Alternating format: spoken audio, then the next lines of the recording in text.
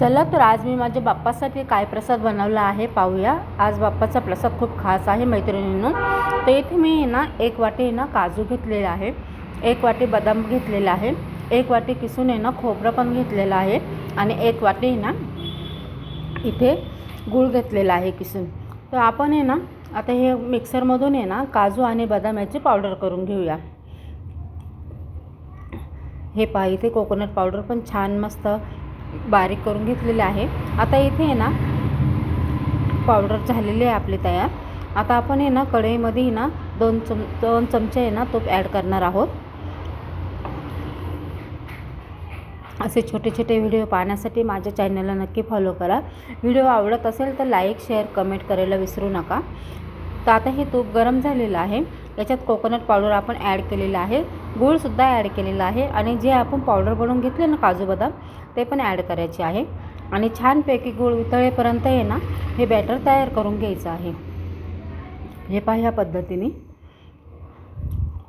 ज्या ताई दादांनी आतापर्यंत मला फॉलो केलेलं आहे ना त्यांचे अगदी मनापासून धन्यवाद। आज त्यांच्यामुळेच इथपर्यंत मी पोहोचलेले आहे। हे पहा ह्या पद्धतीने बॅटर आपण एका प्लेटीत काढून घेतलेलं आहे आणि थंडसुद्धा झालेलं आहे। तर आता काय मोदक बनवूया पुढे आपण। हे पहा मोदक पात्र घेतलेलं आहे, त्याला ना आतून थोडंसं तूप लावून घेतलेलं आहे आणि छानपैकी ना बॅटर आपण त्याच्यात ना बोटाने असं ना दाबून दाबून भरायचं आहे, जेणेकरून आकार ना परफेक्ट येणार आहे। हे पहा ह्या पद्धतीने मैत्रिणींनो,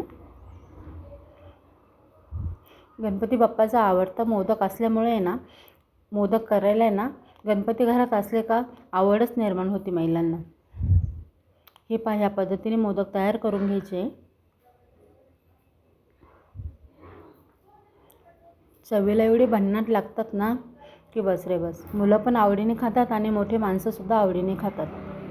हे पहा ह्या पद्धतीने आपले मोदक तयार झालेले आहे। तर ह्या पद्धतीने आपण सर्व मोदक तयार करून घेऊया।